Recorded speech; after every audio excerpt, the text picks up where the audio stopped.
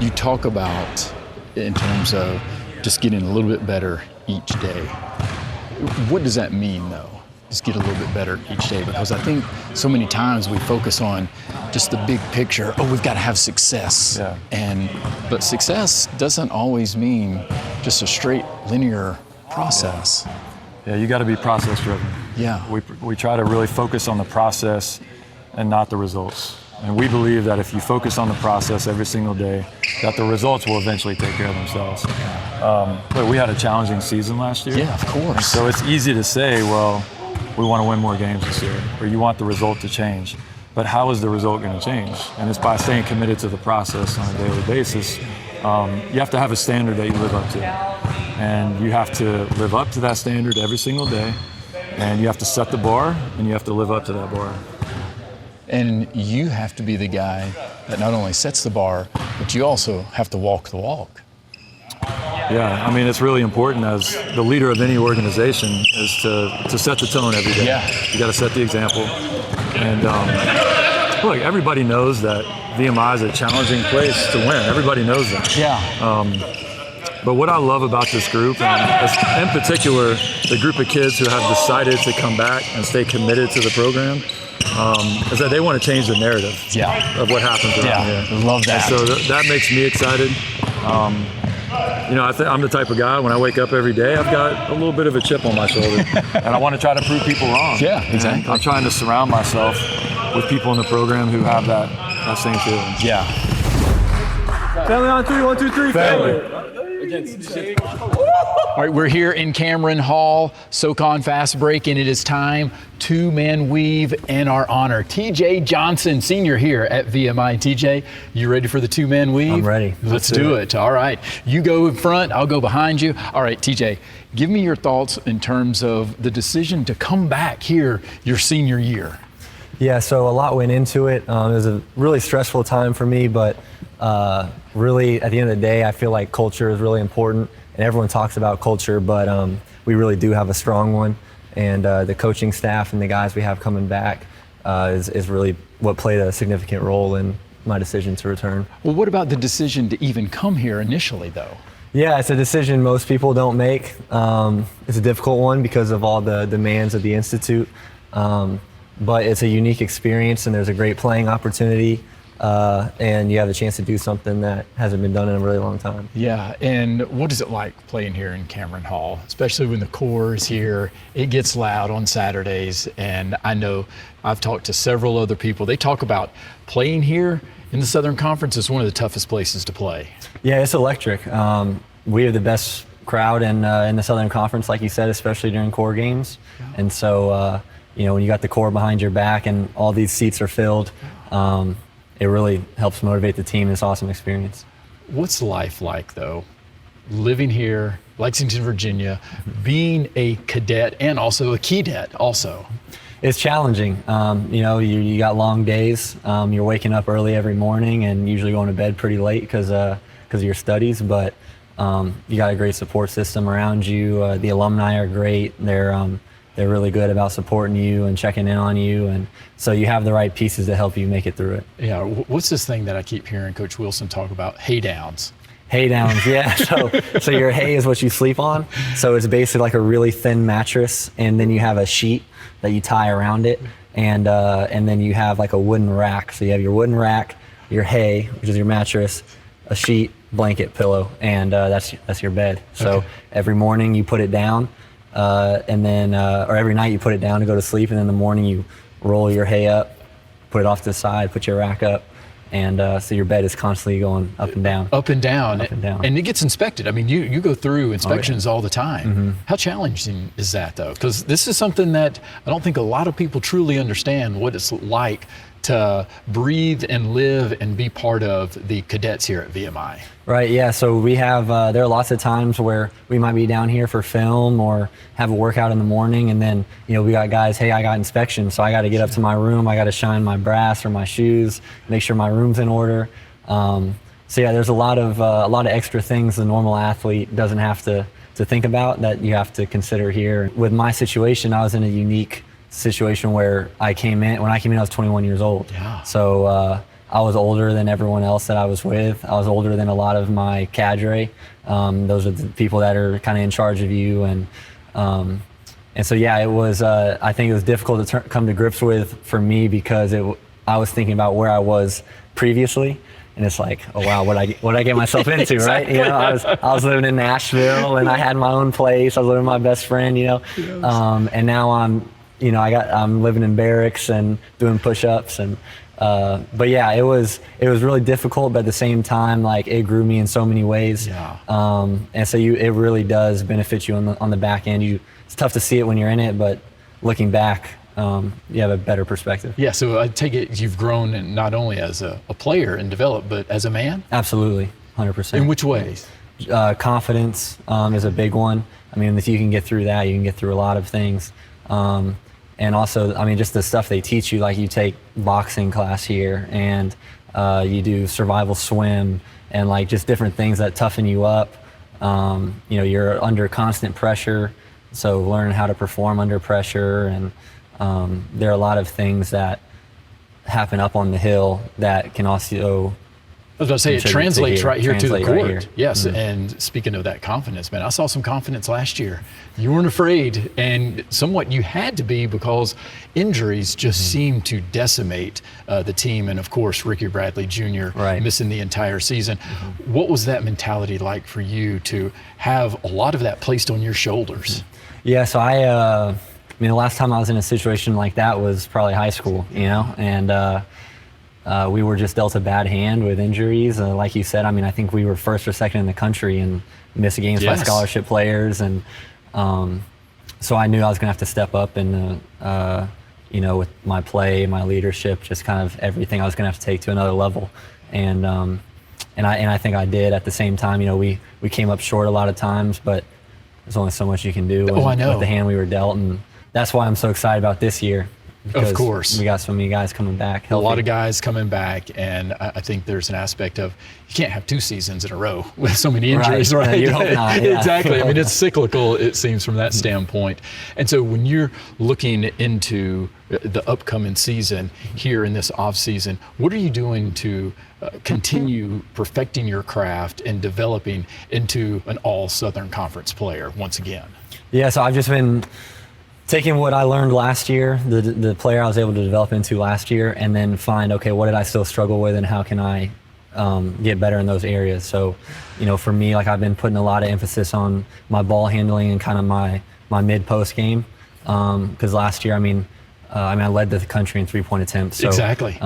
You know, that obviously shooting is my primary thing, but adding tools to the toolbox is what I've been trying to do this summer, and been doing a lot of work with the coaches in the mid-post, ball handling, just trying to become a full player, and then at the same time continue to try to build my role as a leader, as a captain, be more vocal, and kind of be someone that the guys can look to, and you know, when adversity hits. Of course. So how vocal were you with your brother saying, come on, let's go, transfer right over here to VMI? So not a lot of people probably know this, but we tried to get him the year before because he's in the portal after Montana State. We tried to get him, and you know, he chose the beaches of San Diego over Lexington. Right? So, which you can't really blame him, but you know, things didn't really go his way over there. And now, you know, I was talking to him, and he just said, like, God made it so obvious that this is where he was supposed to be.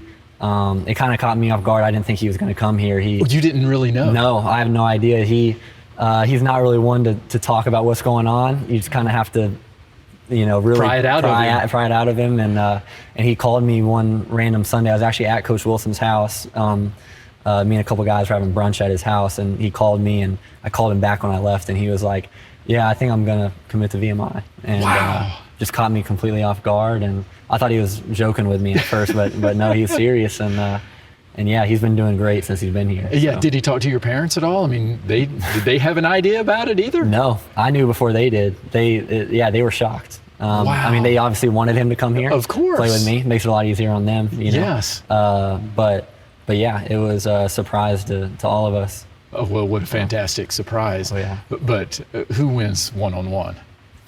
Exactly, right. Of course. Yeah. That's always going to happen, right? Because he'll probably give you a different answer. But that's right.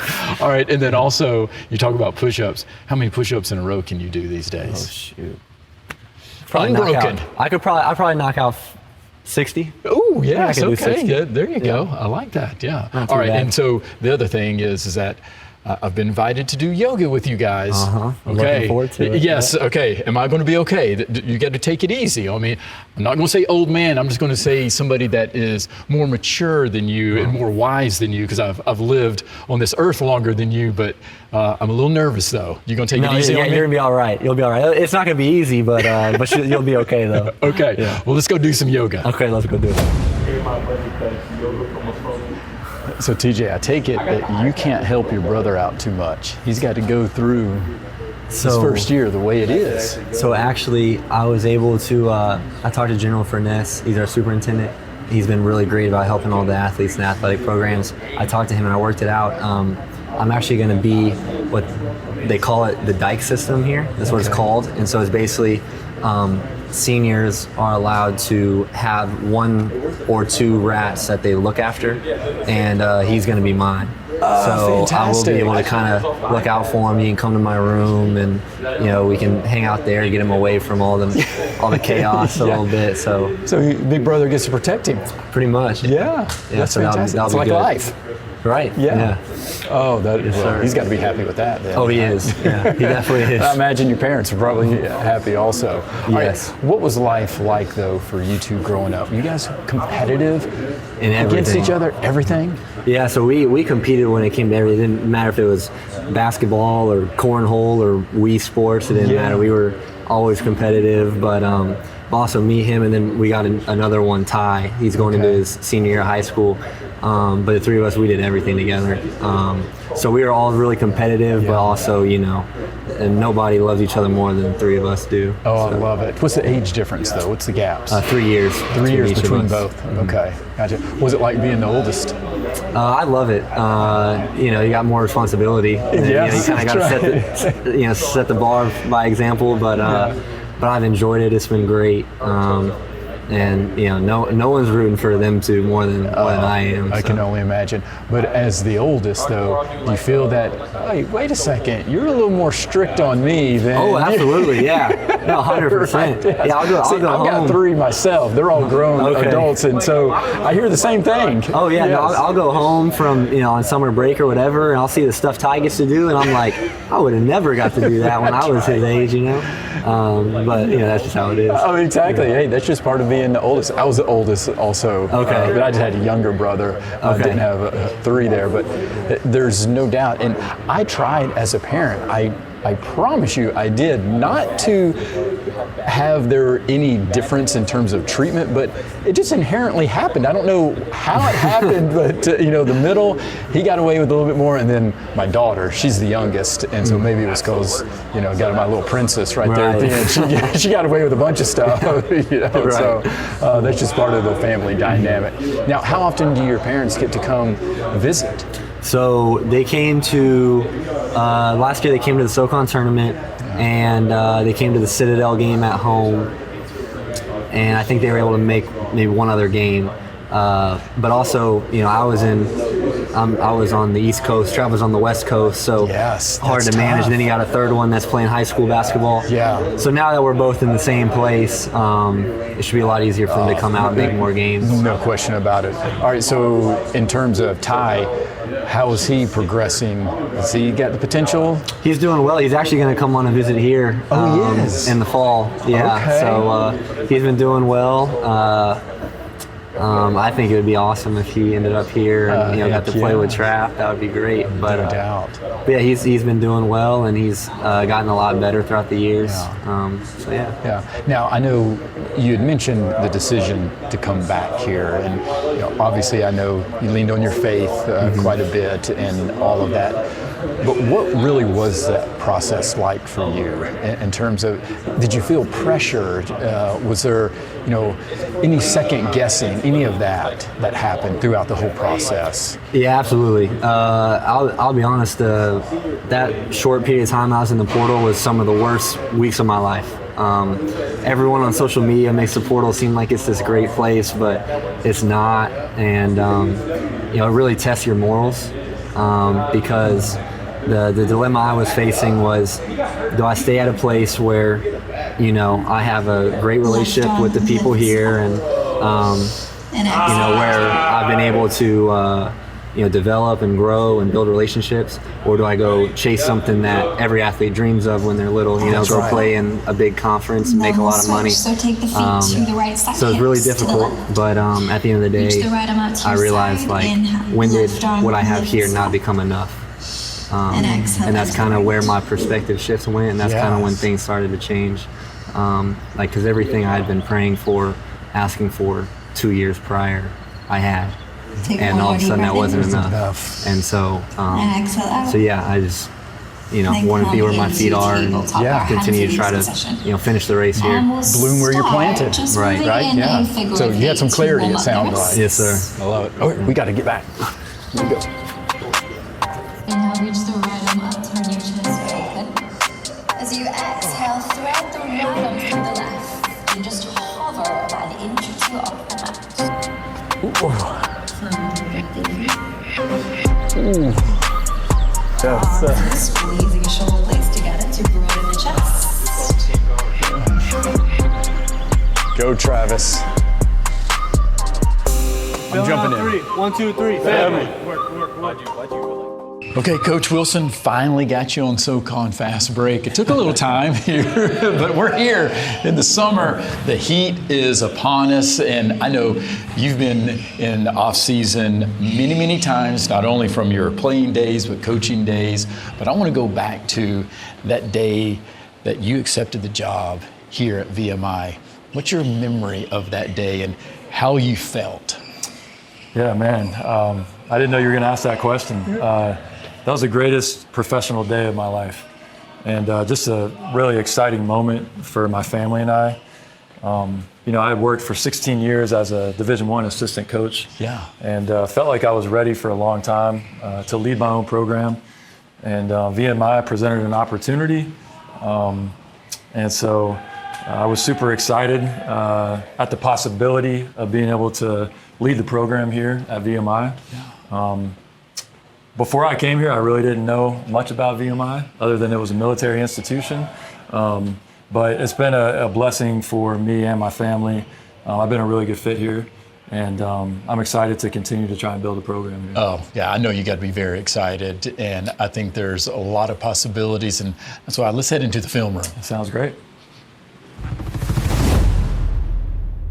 All right, so Coach Wilson, you talk about that day being hired at VMI, the best professional day of your life. Yeah. How was it, though, for your wife and kids, though? How excited were they in terms of coming to Lexington, Virginia? Oh, you know, the sacrifices that coaches' families make sometimes goes unnoticed. Yeah. But it's crazy because the sacrifices on our time are incredible, and we spend more time a lot of times with the players on our team than I do my own children. Yeah. Right. And so the only thing that my children were thinking about, and at the time when I took the job, our oldest daughter was 13 years old. Our middle daughter was 10, and our youngest son was 3. Now, my youngest son was oblivious to everything going on, but my 2 daughters, it was a little bit more difficult on them. When we came here, this was our 4th house in 5 years. Wow. And so we had done a lot of moving around between Georgia Southern and JMU, and now coming to VMI. And so while it was the greatest professional day of my life, my 2 oldest daughters were thinking about, I got to make new friends. I got to move to a new house. And so there's a lot of adjustment that comes with that. And so it's not always easy being the daughter or the son of a Division I basketball coach. That's right. And again, when you talk about the family aspect and everything that goes into it, how much was that weighing on your decision, though? Ultimately, knowing that you wanted to be a head coach in your career, but how much were you weighing the decision based on family as well? I remember when I got the call that I got the job, I was still working for Mark Byington at JMU. I was in the concourse area of the arena at JMU. As far as I know, there was no one else in the arena when I got the call.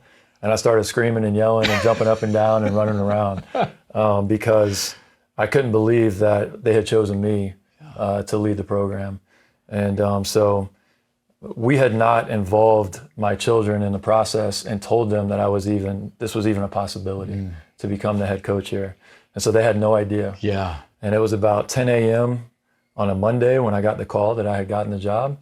And we had to immediately go pick up my children from school, tell them what was going on, that we're moving, that Dad had taken a different coaching job. Yeah. And I had the press conference at 3 p.m., 5 hours after I had gotten the call down here in Lexington. I was meeting with the team. And so things came at us quickly. Oh, man. And my children were forced to adapt very quickly. Talking about a whirlwind, Yeah. I mean, that is fast Yeah, you could say. and fast-paced. All right, then, so how long did it take you, though, in terms of understanding all of the different language here at VMI and the lifestyle that these cadets have? And, of course, we say Keydets, out on the athletic fields and courts.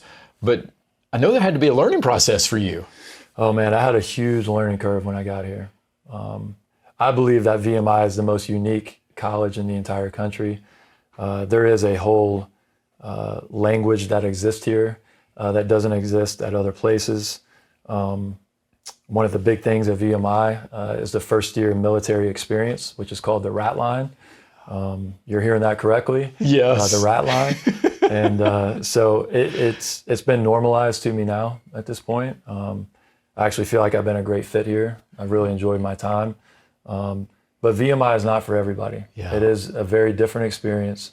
For the kids who are a good fit here, this can be a really, really awesome place, a really rewarding place that will help set you up for the rest of your life. Yeah, there's so much that in terms of, you hear discipline and things associated with that type of lifestyle at these military institutions. Mm-hmm. But isn't there an aspect of how disciplined it is during their day-to-day? It carries over to out on the court also. Yeah, the time management is a big thing at VMI.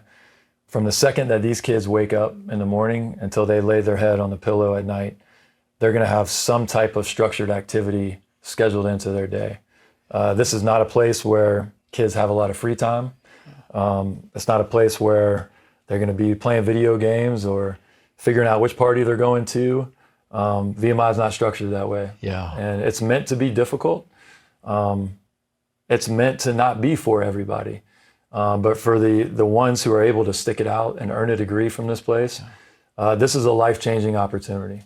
And this is a place where if you earn a degree from Virginia Military Institute, you're going to be set for the rest of your life. Yeah, no doubt. And when you look at just from the perspective of how challenging it is, not only for the quote unquote student athletes, and I don't even know if we can say student athletes, again, based on what they have to do. Again, yes, I know they're students, but the challenges you talked about, it's different, it's unique here. Mm-hmm. And of course, that can lead to challenges to win, to have success here. Yeah. How much did you embrace that challenge though and say, yeah, I'm ready to accept that challenge? Yeah, so the term they use here is cadet-athlete. And I run to hard.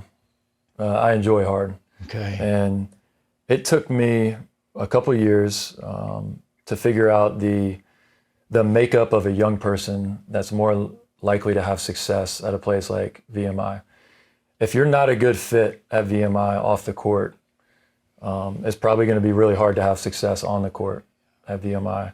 And so my coaching staff's done an incredible job of identifying kids who we feel like are going to be a good fit first and foremost at VMI, and then the basketball part comes second. And so I think I've been a really good fit here in that regard. VMI is a hard and demanding place, but I enjoy that. And I think hard can be fun, and I think it can be really rewarding too. And so I'm trying to, as much as my coaching staff and I can, to surround ourselves with kids who run to hard. Run to hard. I love that. But has that been something that's your entire life? Is that your DNA? Probably. I think so. It's probably a quality that might drive my wife crazy at times. Yeah, because I've I always- think in life in so many situations that people are looking maybe not the easy way, but trying to avoid the hard. Yeah. Well, you won't get very far in life if you try to Yeah. avoid hard. And that's one thing that VMI teaches you, is that it's okay to run to hard. It's okay to be in an environment that challenges you every single day. One thing about VMI is it's going to challenge young people in ways that they've never been challenged before in their entire life. And it's usually going to be more mental than it is physical. Although there is a major physical component to Yeah. VMI, you're going to be challenged mentally in ways that you never have been before. And so that's where the fit piece comes in and is so important and so critical to their success in every area of their life. Yeah, and you mentioned hard. How hard was last year? Yeah, last year it was challenging. The losing isn't the hard part. To be honest with you, I felt like in a lot of ways I was just as proud, if not more proud, of last year's team than I was from 2 years ago, which is one of the best teams that we've had in school history. Because we had a lot of adversity last year that we faced. And look, at the end of the day, nobody cares about the adversity that you faced, but my guys never gave in. We had 6 or 7 healthy guys at the end of the season. Yeah. I was playing guys 40 minutes. But we found a way to hang around, to stick in every game. And the reality is we didn't have enough at the end of the day to get over the top. The Southern Conference, an unbelievably challenging league. And our margin of error at VMI is very slim. Yeah. And so we need things to go right in order for us to have success on the court. Yeah, that's right. And I've following the season all last year, you talk about that margin of error being very small. And then also what I noticed, there was never quit. Regardless if it was 6 players that could play that game or if you had 7 or 8 based on the situation, there was no quit in the team, even though, to your point, not able to get over the hump right there at the end of the game, whatever it might be. But you guys were always seemed to be right there, nipping, just couldn't get over the hump. That's one of the mottos of VMI, is never say die.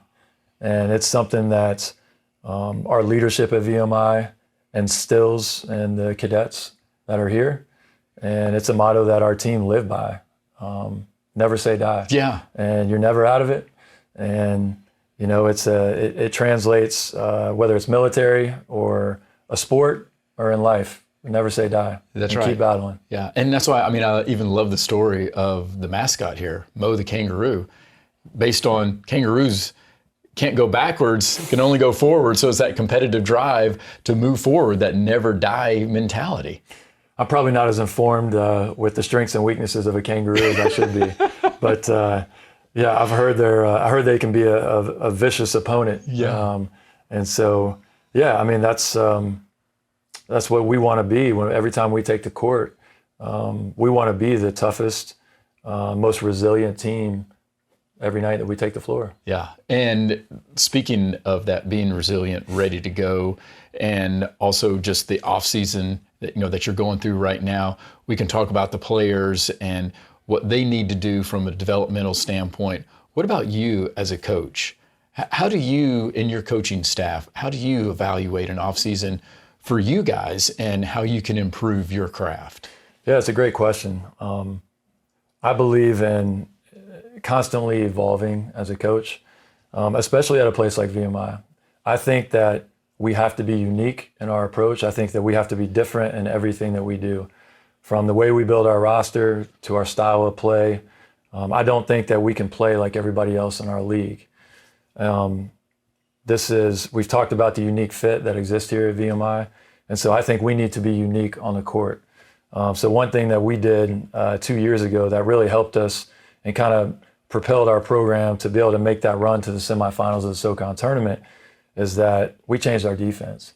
And we played strictly a matchup zone that was very aggressive, but very different. And that's one thing I'm constantly challenging our coaching staff on, is that we need to continue to evolve. We need to continue to find ways to be different, but simple for our guys. to where our guys really understand it, our guys believe in it, but we have to be different. And we have to live in that space constantly if we want to build a consistent program at VMI. Yeah, and how challenging is that in terms of, installs when there is turnover, guys leaving the program, and, I know you've got 5 international guys that are going to be coming on campus soon. Yeah. So how challenging is that in terms of, hey, trying to get everybody on the same page, especially from an install standpoint? Yeah, to be honest with you, it's been easier for us. The zone defense, even though it is very different and unique from what most other teams do, we kind of just do our thing. Like, we don't necessarily worry about. Yeah, what do you mean? So we want to dictate.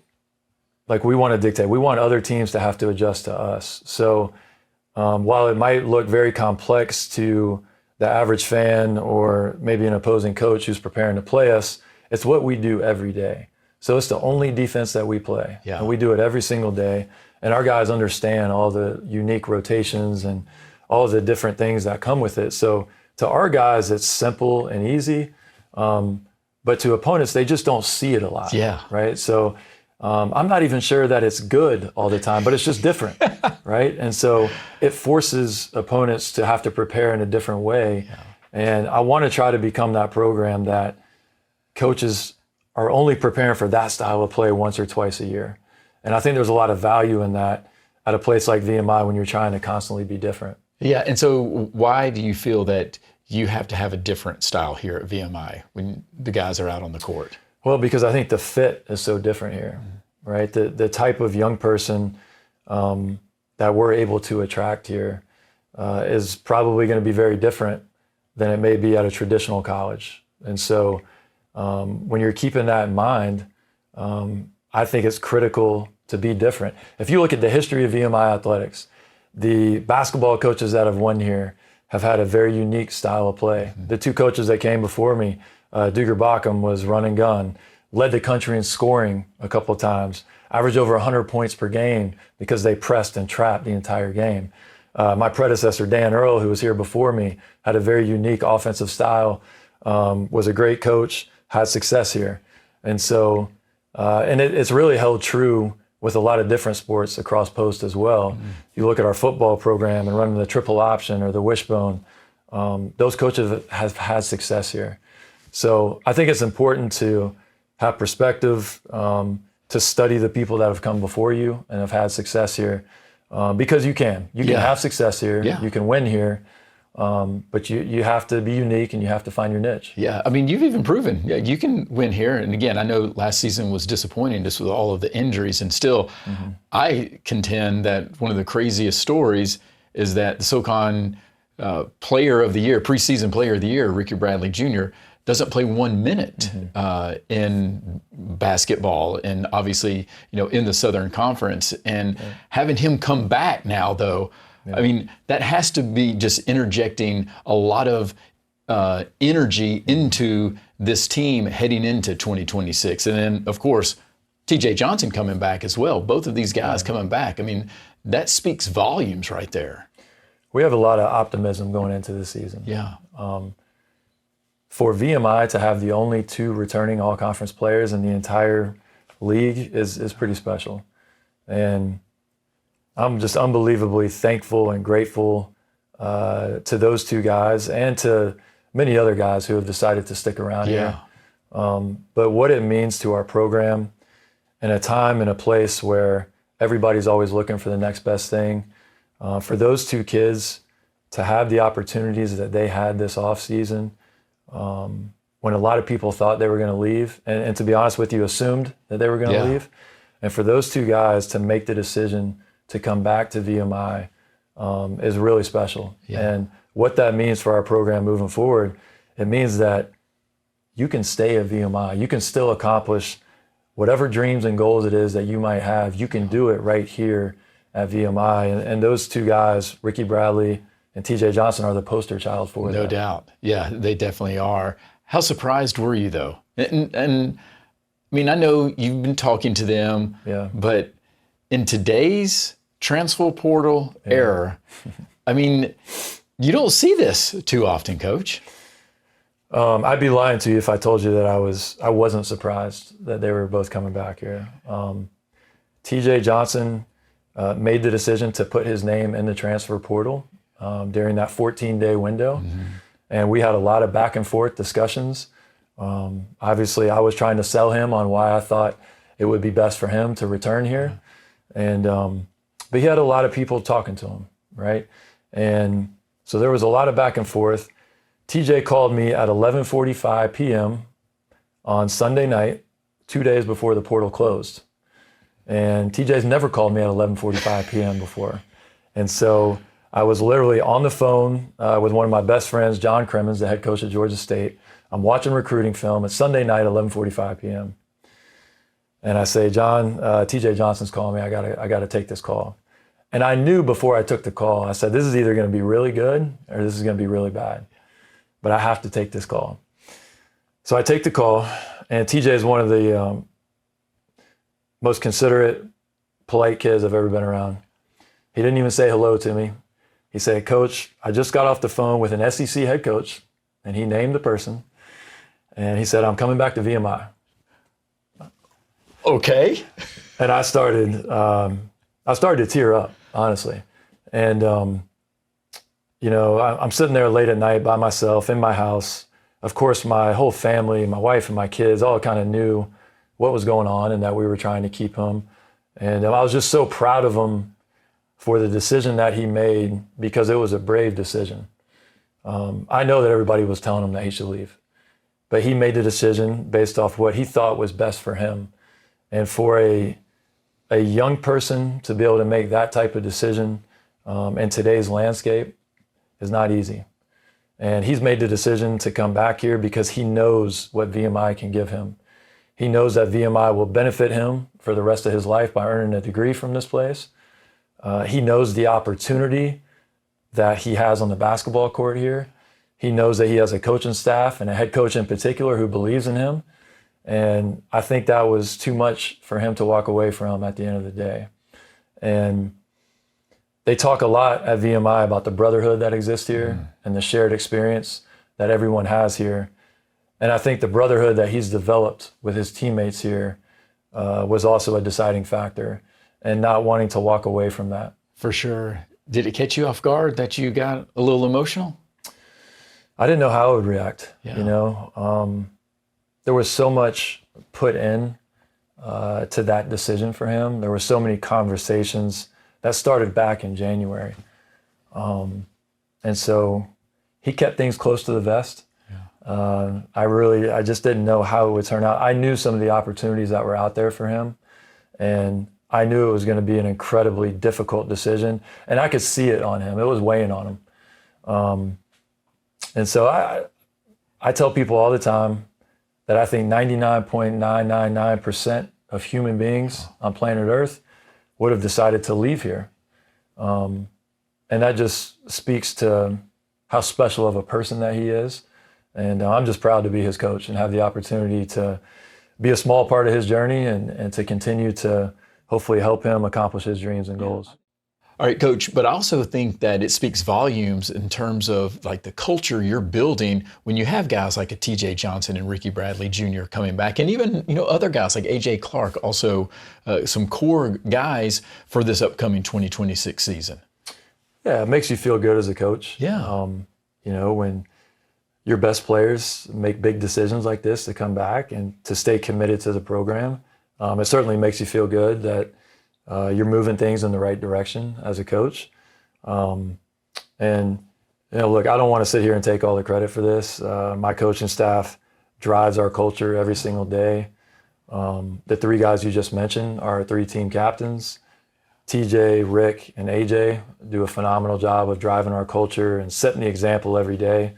So this is a team effort. Yeah. And, again, I'm just thankful that these three kids in particular are the type of people that they are, and that they've made that decision to stay committed to the program. Yeah, for sure. Okay, so now moving into this upcoming season, give us some inside access in terms of what we can expect from VMI and some of the guys you've got coming in. I know you've got some international guys coming in, but just also guys going to be healthy and like a Sandro Dashvili, those type of players. Yeah. Well, when I think about next year, as a coach, when you go into the preseason, we have established guys on the team that have established roles. And so we've talked a lot about Ricky and TJ and AJ, and we kind of know what we're going to get from those three guys. But we have a lot of other guys who we feel like are going to be able to impact our program. We're going to be much bigger than we were this past year. That was really a focal point for us during the recruiting process, was to try to get bigger and more physical. So we signed 5 international kids. We feel like we've addressed the needs in our team and our roster. So I think people are going to see a very different product out there. I think we're going to be very different than we were last year, but at the same time, we're still going to have this core of guys that have been here at VMI. Yeah. So we're really excited about the season that lays ahead for us. Yeah. All right, and speaking of the season, how challenging is it for you from a scheduling standpoint? We hear a lot of mid-majors in terms of scheduling, and of course just how things seem to be changing every so often. We've got teams leaving conferences on a consistent basis. But from a coaching perspective, how challenging is getting games on the calendar? Scheduling is always tough. I think it is for every coach. Some programs struggle more than others. I'm sure some of the top programs in the Southern Conference really struggle to schedule games because nobody wants to play them. And that's a credit to those programs. For us, it's hard to get Division I home games. People don't want to come to Lexington, Virginia. It's hard to get here. But also we have the core cadets that are here for every Saturday home game. And so when you start talking about out-of-conference scheduling, everybody's playing on Saturdays, right? And so it's a challenge to try to get Division I opponents to agree to come here to play in such a rowdy environment in front of our entire student body because they don't have to, right? And so it's hard to convince those coaches. For certain. All right, so explain though the games on Saturdays and when the core of cadets are there in Cameron Hall, because I don't know if people really understand how rowdy it does get. Yeah, this is not a knock to any other Southern Conference school. There are some great environments in this league. We feel like we have the best environment in the Southern Conference, and consistently. We have core games on Saturday, so our entire core of cadets is required to be at every single one of our Saturday home games. And we'll usually have anywhere between 10 to 12 Saturday home games throughout the course of the season. So it provides a really fun experience for our players. I think any basketball player would tell you they love playing in front of a lot of people. They love playing in a loud environment. And our student body provides that for us. And it doesn't matter how the season is going at VMI. It doesn't matter if we're having a great season or we're struggling. They're going to show up and they're going to be there. And so it's one of the most unique environments in the country. Everybody's in uniform. Yeah. They're formed up and lined up to march into Cameron Hall for every Saturday game. And it can be a really intimidating place for opponents to come in and play. Yeah, and those cadets, they want you guys to win because there's some incentives for them too, right? They get incentivized if the Keydets do well, if we win. And there's a lot of different incentives that can come from that. But it does. It gives them a reason to cheer loud, to stay till the end of the game. And they do that. Yeah. Now, you mentioned your coaching staff. One of the unique things about the coaching staff, I would contend that for a 3-on-3 tournament, you guys might have the best outside shooting coaching staff in the Southern Conference with you and Coach Silas there and Coach Keenan as well. Yeah, we got a pretty good playing coaching staff. Xavier Silas was a high-level player for a long time, played in the NBA, played in some of the best professional leagues overseas for a long time. Austin Keenan's the all-time leading three-point shooter in VMI history. And that's saying something because there's been a lot of prolific shooters that have come through here. And so he's at the top. And don't forget about you either now. Yeah, I was a role player. I was a role player in the ACC, and I played hard, and I think I brought some value to the team, but I was not a great player. I was average at best. But I think we have a pretty good playing coaching staff. Yes. Sure. Oh, you definitely do. How often you get shots up these days? Oh, never. Never? No, my body has failed me. I had too many injuries in college. I had 2 medical red shirts when I played in college. I was there for 6 years, and so I felt like when I was done playing at Florida State, like I was done. And so I still try to stay in shape a little bit. But as far as basketball conditioning and the toll that it takes on your body is different. And my body can't take that anymore. Well, I think I'm too worried about getting injured these days. I don't need to blow an Achilles or anything. You know, that's one of my biggest fears of coaching is that to be on crutches on the sideline or to have one of the scooters that you get when you have like an Achilles injury. Yes, I just picture Ron Hunter there at Georgia State. Well, fun fact with Ron Hunter tore his Achilles in a celebration when Georgia State won the Sun Belt Championship over Georgia Southern. I was on that coaching staff at Georgia Southern. It wasn't fun at the time, but it was a 2-point game in the Sun Belt Championship. I believe the final score was like 38-36. He had his son on that team who ended up playing in the NBA and was a great player. But that was a tough pill to swallow for our coaching staff at Georgia Southern. Mark Byington was the head coach at the time.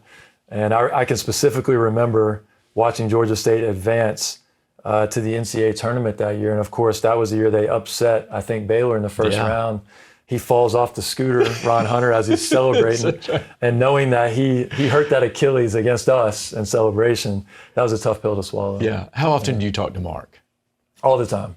Yeah, Mark and I are very close. We worked together for 16 years. And so I've had the opportunity to see his son grow up.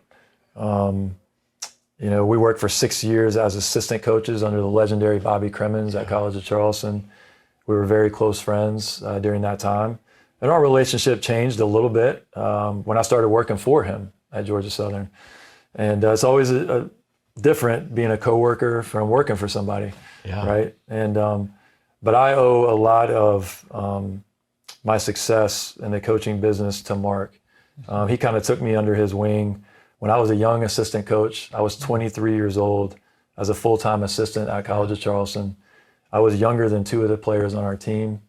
And he showed me how to be a professional in this business.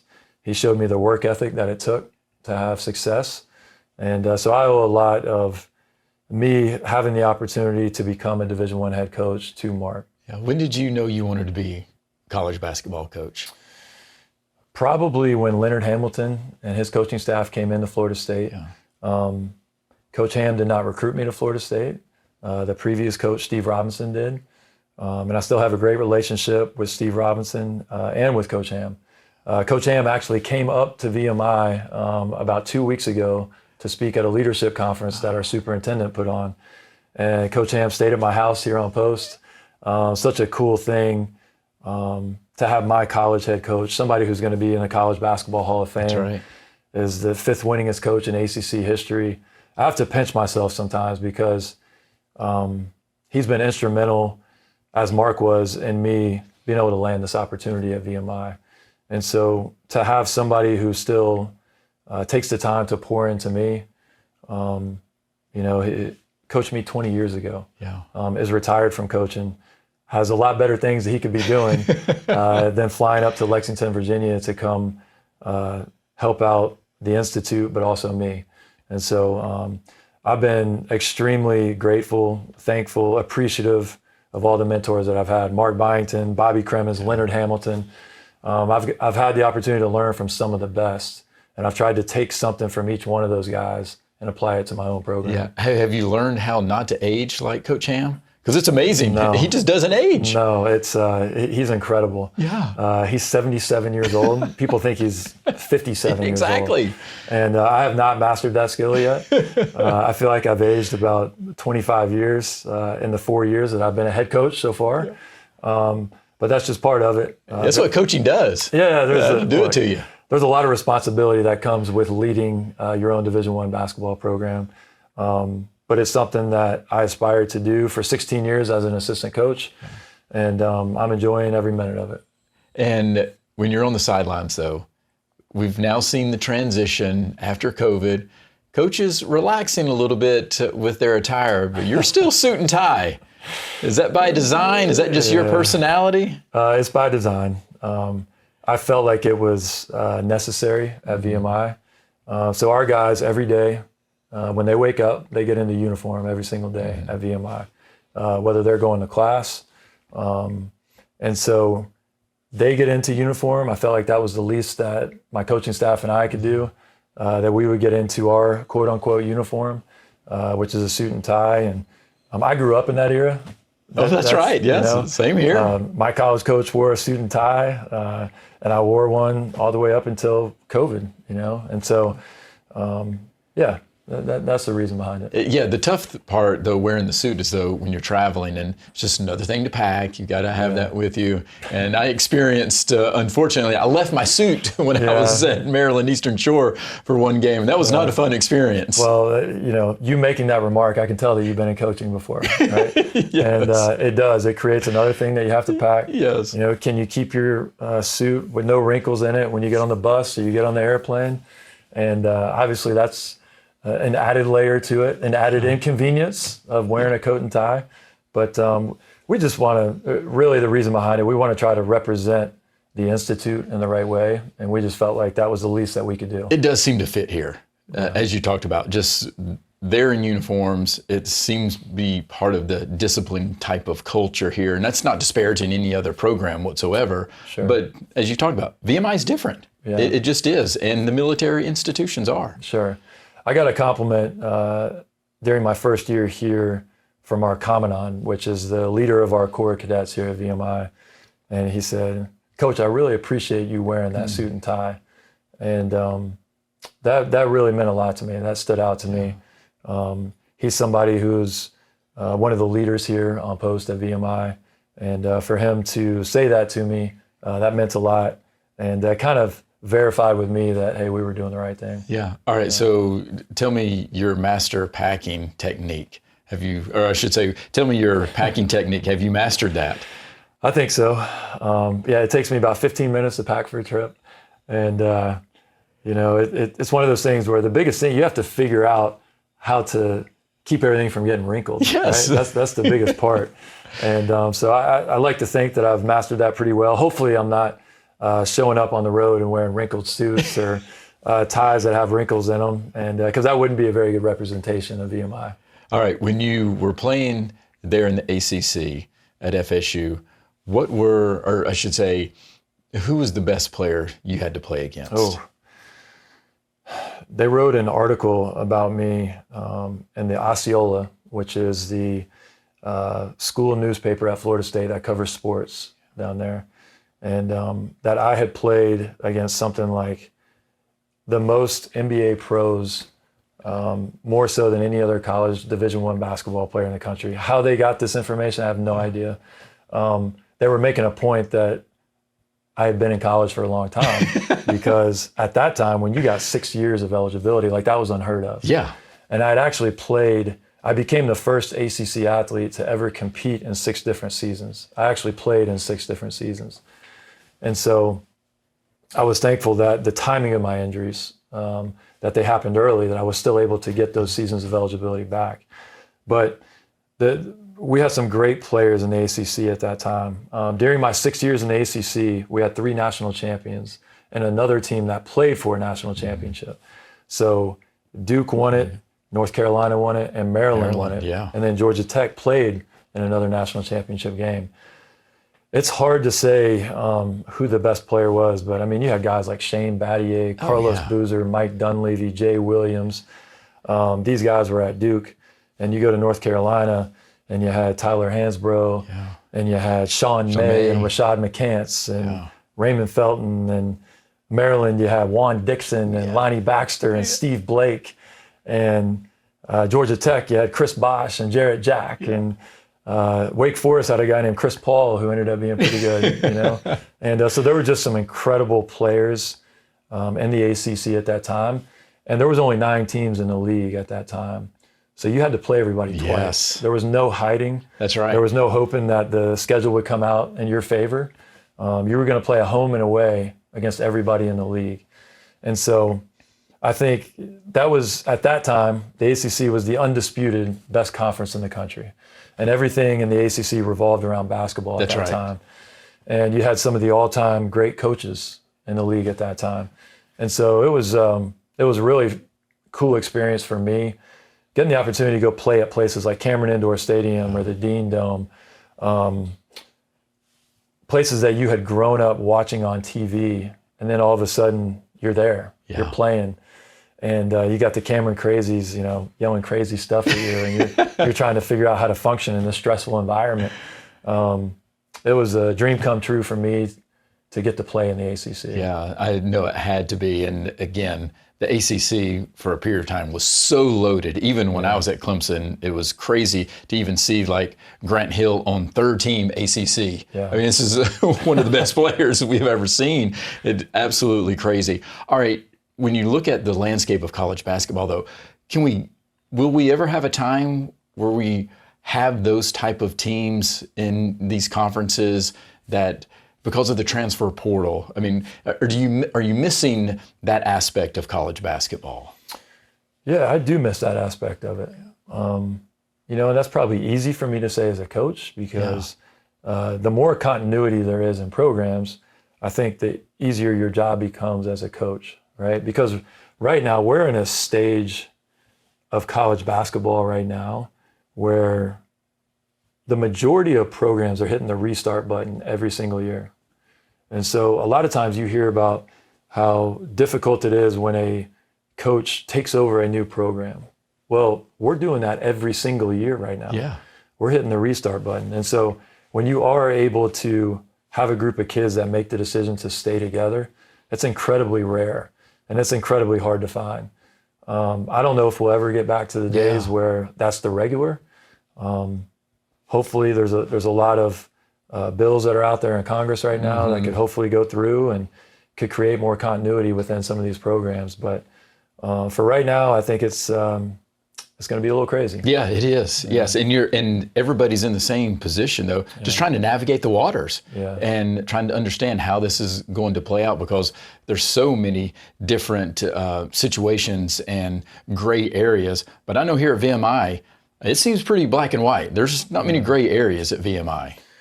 Yeah, and being in this current landscape and being at a place like VMI is a throwback.